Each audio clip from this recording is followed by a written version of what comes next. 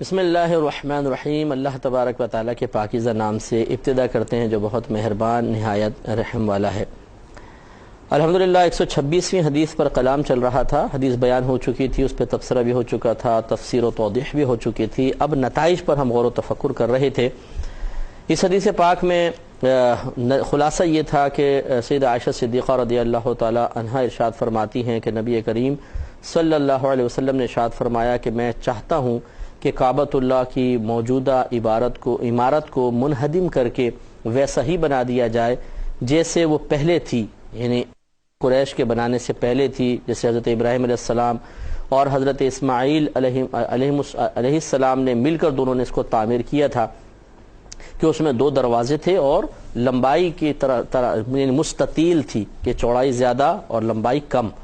بالکل تمام سائیڈیں برابر چوکور ہوتی ہے، اور مستطیل میں 2 سائیڈیں برابر ہوتی ہیں بڑی اور 2 ذرا چھوٹی ہوتی ہیں، تو مستطیل بنتا ہے، اس کو مستطیل کہتے ہیں اردو میں۔ تو سرکار صلی اللہ علیہ وسلم فرماتے ہیں کہ میں اس شکل پہ کعبۃ اللہ کو تعمیر کرنا چاہتا ہوں، لیکن اے عائشہ اگر یہ تمہاری قوم یہ دور جاہلیت کے قریب نہ ہوتی، یعنی فوراً غصے میں آ جانا، فوراً ناراض ہو جانا، فوراً بدگمان ہو جانا، کسی کی مصلحت کو نہ سمجھنا، بعض اوقات طبعی جو ایک انسان کی فطرت ہوتی ہے جس کو جبلت بھی کہتے ہیں وہ غالب آ جاتی ہے، تو پھر انسان مطلب کچھ بھی نہیں سنتا، پھر وہ جو اس کے ذہن میں آ رہا ہے وہ کرتا ہے، اور یہ ان کی آخرت کی بربادی کے لیے مطلب ایک سبب بن سکتا تھا کہ نبی کریم صلی اللہ علیہ وسلم سے بدظن ہونا یہ انسان کے لیے تباہی کا باعث بن سکتا ہے۔ تو نبی کریم صلی اللہ علیہ وسلم نے صرف انتشار کے خوف کی وجہ سے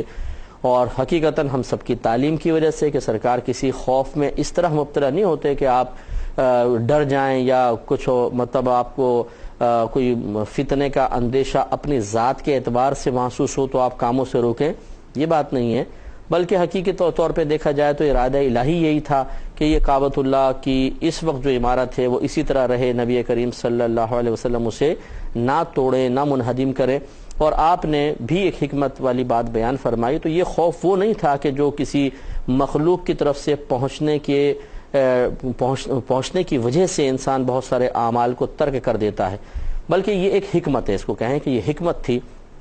جس کو بیان کرتے ہوئے نبی کریم صلی اللہ علیہ وسلم نے لفظ خوف استعمال فرمایا کہ میں نے اس حکمت اس لیے اختیار کی ہے تاکہ لوگ انتشار میں مبتلا نہ ہو جائیں، اور تفصیل میں پچھلے پروگرام میں آپ کو عرض کر ہی چکا ہوں، اور اس سے نتیجہ یہ نکلا تھا، ہم آپ کی خدمت میں عرض کر رہے تھے کہ بہت سی چیزیں ایسی ہوتی ہیں کہ جو اتنی امپورٹنٹ نہیں ہوتی ہیں، اس کو اتنا زیادہ اس کو ہائی لائٹ کرنے کی ضرورت نہیں ہوتی ہے، بلکہ بعض اوقات بہت سی چیزیں ایسی ہوتی ہیں کہ اگر ان کو بہت زیادہ ان کا ذکر کیا جائے تو لوگوں میں تنفر پیدا ہوتا ہے، نفرت سی پیدا ہوتی ہے، وہ علماء سے بدظن ہو جاتے ہیں، کسی اور سے بدظن ہو جاتے ہیں، لہٰذا بہت اپنے اطراف کے ماحول کو بھی دیکھ کر پھر حکمت کے ساتھ کام کرنا چاہیے۔ تو خصوصاً تبلیغ دین کرنے والے ہیں انہیں غور کرنا چاہیے کہ جو آپ ایک بات بیان کرنے والے ہیں اور بالفرض آپ یہ سمجھتے ہیں کہ اس بات کی جو بات میں کہنا چاہتا ہوں ہے بالکل صحیح، لیکن شاید لوگ فوری طور پہ اس کو قبول نہ کر سکیں اور لوگ شاید انکار ہی کر دیں سننے کے بعد، اگرچہ وہ چاہے قرآن کا مسئلہ ہو چاہے حدیث کا مسئلہ ہو، اور مسئلہ اتنا کوئی امپورٹنٹ بھی نہیں ہے کہ اس کو ذکر کرنا بہت زیادہ ضروری ہو، تو پھر رک جانا بہتر ہوتا ہے۔ اسی طریقے سے بعض چیزیں ایسی ہوتی ہیں کہ اس کے خلاف بہت زیادہ رائج ہو جاتا ہے، اور وہ رائج ہونا اتنا کوئی نقصان کا باعث نہیں ہوتا ہے، لیکن پھر ہم تمام لوگوں کے اعمال، ان کی رسومات، ان کے ذہن، ان کے فکر کے خلاف ایک بات کہہ دیتے ہیں، جس کی بنا پر لوگوں کو اس بات کو قبول کرنے میں بہت دقت پیش آتی ہے اور بہت وقت لگتا ہے، اور اس دوران بہت سے لوگ دین سے ہی باغی ہو جاتے ہیں، متنفر ہو جاتے ہیں، نفرت پیدا ہو جاتی ہے۔ اس لیے ہر تبلیغ کرنے والے بھائی اور بہن کو چاہیے کہ پہلے وہ غور کرے کہ میں جو بات بیان کرنے والا ہوں یہ اس کا مقصد کیا ہے۔ اگر واقعی وہ ایسی بات ہے کہ لوگوں کے سامنے بیان کرنا بہت ضروری ہے، نہیں بیان کریں گے تو لوگ گناہوں کا ارتکاب کریں گے اور بہت بڑی بڑی فضیلتوں سے محروم ہو جائیں گے، فرض یا واجب یا سنت موقدہ کے درجے میں ہے وہ جس چیز کا ہم ذکر کر رہے ہیں تو ٹھیک ہے، یا اس کا کرنا حرام ہے، مکروہ تحریمی ہے، یا سنت موقدہ کے خلاف اساءت ہے تو ٹھیک ہے، پھر سمجھ میں آتا ہے، لیکن اس سے نچلے درجے کی جو چیزیں ہیں جیسے سنت غیر موقدہ ہیں، مستحبات ہیں، یا اس کے مقابل میں مکروہ تنزیہی آتا ہے یا خلاف اولا آتا ہے، یہ بہت سی چیزیں ایسی ہوتی ہیں جن کو لوگوں کے سامنے نہ بیان کریں تو بہتر ہوتا ہے کہ ان کے رسم و رواج، ان کے عادات و اطوار کے خلاف ہوتا ہے۔ جیسے مثال کے طور پہ کوئی مخصوص ہم لباس کے بارے میں کہیں کہ جی ایسا لباس آپ پہنیں، اور بعض ہم نے دیکھا ہے کہ علاقے ایسے ہوتے ہیں، بعض قبائل ایسے ہوتے ہیں کہ وہ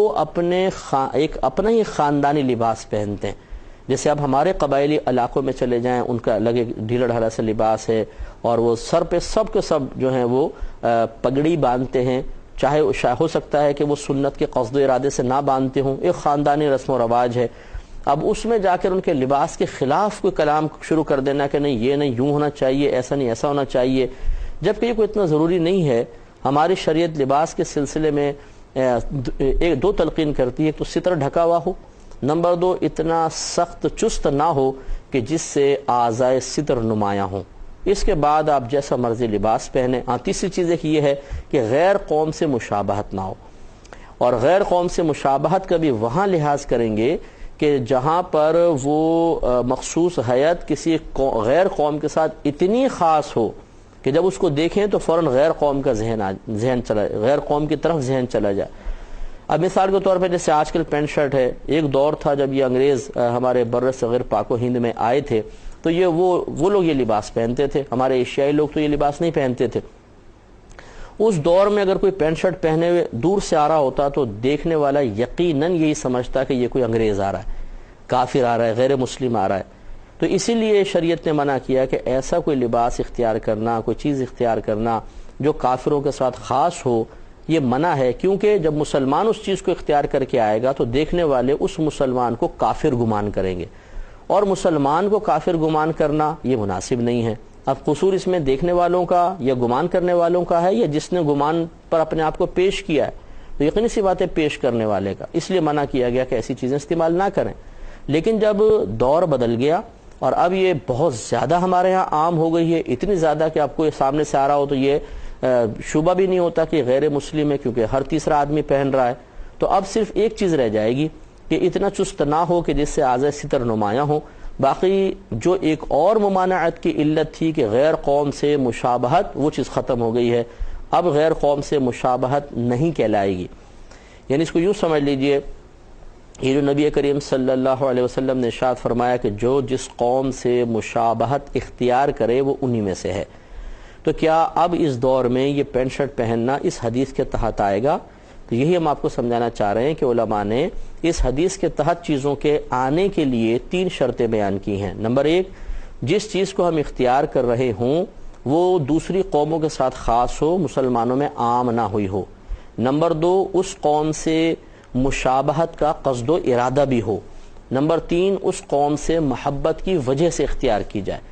تب یہ ہوگا۔ یہ تینوں شرطیں جمع ہوں گی تو پھر اس حدیث کے تحت چیز آئے گی کہ جو جس قوم سے مشابہت اختیار کرے وہ انہی میں سے ہے، اور جو چیزیں اس کے تحت نہیں آئیں گی پھر وہ اس حدیث کے تحت نہیں آ سکتی۔ مثال کے طور پر جیسے سالگرہ کا مسئلہ ہے،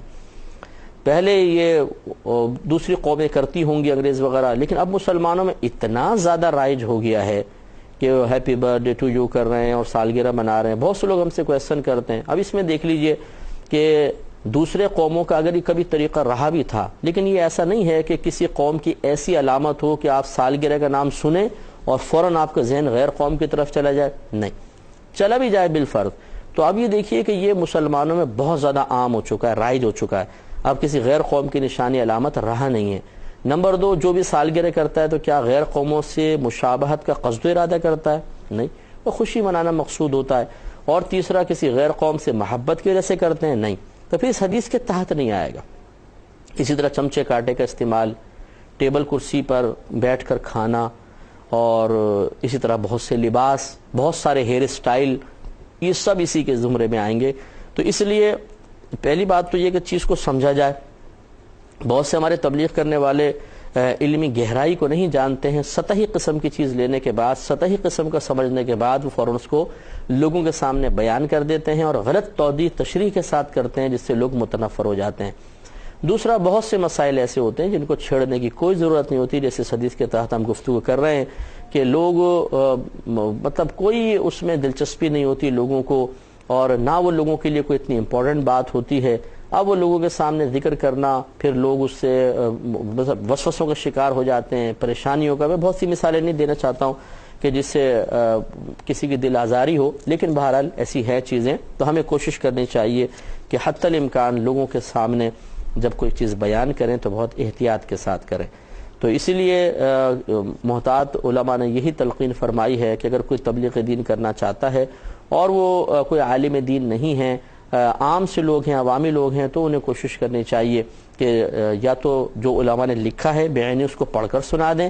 اور اگر کوئی کہیں تشریح یا توضیح کرنی ہے، تفسیر بیان کرنی ہے، تو پہلے کسی اچھے عالم دین یا اچھے مفتی صاحب سے اس کو مطلب سنا کر تصدیق حاصل کر لے کہ ہاں یہ ٹھیک ہے، آپ بیان کر سکتے ہیں، پھر اس کو بیان کریں. اپنی طرف سے بیان نہیں کرنا چاہیے. اب ایک اور اسی سے تقریباً تھوڑی سی ملتی جلتی ایک اور اگلا باب قائم کیا ہے. امام بخاری رحمۃ اللہ علیہ فرماتے ہیں باب من خص بالعلم قوما دون قوم کراہیت اللہ یفہموا. اس شخص کا باب جس نے علم کو ایک قوم کے ساتھ خاص کیا، دوسری قوم کے ساتھ نہیں، اس بات کو ناپسند کرتے ہوئے کہ وہ لوگ اس کو سمجھ نہیں پائیں گے. مطلب کہنے کا یہ ہے کہ بعض باتیں ایسی ہوتی ہیں جو بعض لوگوں سے کرنا تو بہت اچھا مناسب ہوتا ہے کہ وہ ہماری ذہنی سطح سمجھتے ہیں، ہماری گفتگو کا انداز سمجھتے ہیں، گفتگو کی گہرائی، ہمارے اشارے، ہمارے کنایا، ہمارا طنز سب سمجھتے ہیں. لیکن یہ ہوتا ہے کہ بعض اوقات وہی بات بعینی اگر کسی اور کے سامنے بیان کر دی جائے تو وہ چونکہ ہماری طبیعت، ہماری کیفیت، ہماری ذہنی سطح اور ہمارے اسلوب کلام سے واقف نہیں ہوتا تو وہ اس کی کچھ اور ہی معنی لے لے گا اور وہ بدظن ہو جائے گا. اس لیے کہنے کا مطلب یہی ہے کہ پھر لوگوں کے سامنے آپ پہلے دیکھیں کہ میرے سامنے کون بیٹھا ہوا، اس کے سامنے پھر ویسی بات کریں جس کو وہ سمجھ سکے. ایسا نہیں کہ دوسروں پہ اس کو قیاس کر کے اس کے سامنے بھی آپ آزادانہ کلام کریں. اس کو اور یوں سمجھ لیجئے کہ بعض اوقات ہم کچھ بے تکلف دوستوں کے درمیان ہوتے ہیں تو ہمارے کچھ خاص ٹرمز ہوتی ہیں، اسرار و رموز ہوتے ہیں، اشارے ہوتے ہیں، ہم اس میں گفتگو کرتے ہیں، اور بعض اوقات ایسے ایسے جملے بھی ہو جاتے ہیں کہ جو دوست سمجھتے ہیں تو وہ اتنا کوئی مائنڈ نہیں کرتے ہیں اور چل جاتا ہے. لیکن اگر ہم وہی بالکل بعینی انداز گفتگو اپنے گھر میں کریں یا کسی اور ایسے شخص کے سامنے کریں جو ہمارے اس انداز گفتگو کو، اس ماحول کو بالکل بھی نہیں جانتا ہو ہو سکتا ہے کہ وہ اس بات کو سن کر بدظن ہو جائے. اس لیے کوشش یہی کرنی چاہیے حتی الامکان کہ پہلے جب ہم کوئی گفتگو کرنا چاہیں ماحول دیکھیں، لوگ دیکھیں، ان کے ذہنی سطح دیکھیں، اس کے بعد ان کے سامنے بیان کریں. اس میں پہلے امام بخاری رحمۃ اللہ علیہ ایک حضرت مولا علی کرم اللہ وجہہ الکریم کا ایک قول لے کر آئے ہیں.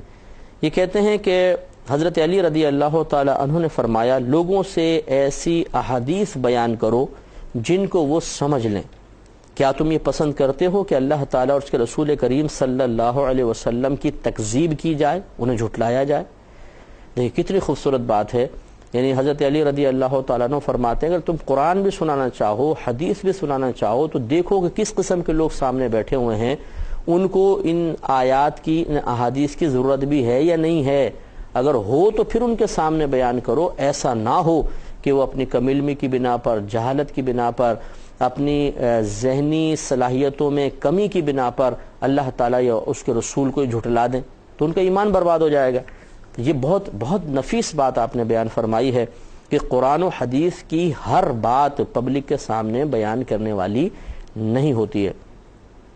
اس لیے ہم بھی جب حدیث کی شرح بیان کرتے ہیں بہت کوشش یہ ہوتی ہے کہ وہ باتیں نہ بیان کی جائیں کہ جو عام لوگوں کے سمجھ میں نہیں آئیں گی. اس کی بہت ہم احتیاط کرتے ہیں.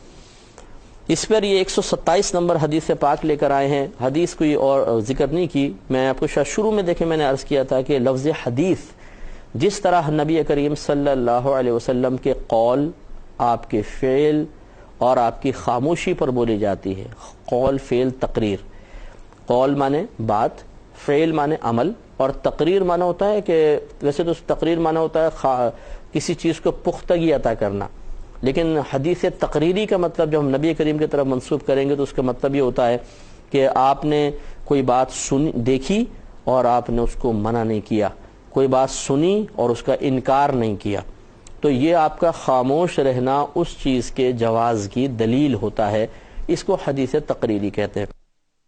اور جیسے لفظ حدیث کا اطلاق نبی کریم صلی اللہ علیہ وسلم کے قول اور فعل پر ہوتا ہے، اسی طرح صحابہ کرام کے قول اور فعل پر بھی حدیث کا اطلاق ہوتا ہے۔ اس اعتبار سے دیکھیں 127 نمبر حدیث ہے، لیکن یہ حضرت علی رضی اللہ تعالیٰ عنہ کا یہی اوپر والا قول ہے جس کو امام بخاری نے حدیث کہہ کر ذکر کر دیا ہے، اور اس میں کوئی مطلب حدیث قول تو اوپر بیان کر دیا ہے، نیچے صرف ایک سند ذکر کی ہے۔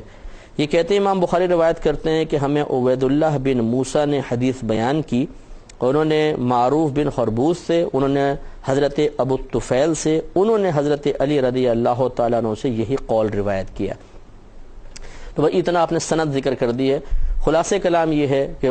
ہو سکتا ہے کہ یہ نبی کریم صلی اللہ علیہ وسلم کی کسی قول کا ہی نتیجہ مرتب کر کے حضرت علی کرم اللہ وجہہ الکریم ارشاد فرما رہے ہوں، لہٰذا امام بخاری نے اس کو حدیث نمبر 127 کہہ کر بیان فرمایا ہے۔ حدیث نمبر 128 بیان کرتے ہیں، اس میں حضرت انس بن مالک رضی اللہ تعالی عنہ نے ایک حدیث بیان کی ہے کہ نبی کریم صلی اللہ علیہ وسلم سواری کے پالان پر بیٹھے ہوئے تھے۔ پالان مطلب جیسے اونٹ کا ہوتا ہے، جو ایک چکور سا آپ نے دیکھا ہوگا اونٹ کے اوپر لگا ہوتا ہے، اس میں بعض اوقات ایک اس طرح بیٹھتا ہے ایک اس طرح بیٹھتا ہے، بعض اوقات ایسا ہوتا ہے کہ دو سیٹیں ہوتی ہیں، ایک آگے بیٹھتے ہیں ایک پیچھے بیٹھتے ہیں۔ تو نبی کریم صلی اللہ علیہ وسلم سواری کے اوپر بیٹھے ہوئے تھے اور حضرت معاذ رضی اللہ تعالی عنہ آپ کے پیچھے سوار تھے۔ آپ نے پکارا، یا معاذ بن جبل، اے معاذ بن جبل۔ انہوں نے کہا کہ میں حاضر ہوں اے اللہ کے رسول اور آپ کی اطاعت کے لیے موجود ہوں۔ یعنی عربی میں ہے لبیک یا رسول اللہ و سعدیک۔ لبیک مانے میں حاضر ہوں، اور سعدیک کا مطلب میں آپ کی اطاعت کے لیے موجود ہوں۔ تو انہوں نے عرض کیا رسول اللہ میں یہاں پہ حاضر ہوں، آپ کی اطاعت کے لیے موجود ہوں۔ نبی کریم صلی اللہ علیہ وسلم نے دوبارہ ارشاد فرمایا، اے معاذ۔ انہوں نے پھر یہی کہا، یا رسول اللہ میں حاضر ہوں اور آپ کی اطاعت کے لیے موجود ہوں۔ یہ مکالمہ 3 بار ہوا، راوی کہتے ہیں، یعنی 3 بار سرکار نے نام پکارا، تینوں مرتبہ انہوں نے یہی عرض کی، یا رسول اللہ میں موجود ہوں، آپ کی اطاعت کے لیے حاضر ہوں، آپ ارشاد فرمائیے۔ پھر آپ نے ارشاد فرمایا کہ جو شخص بھی صدق دل سے یہ گواہی دیتا ہے کہ اللہ کے سوا کوئی عبادت کا مستحق نہیں ہے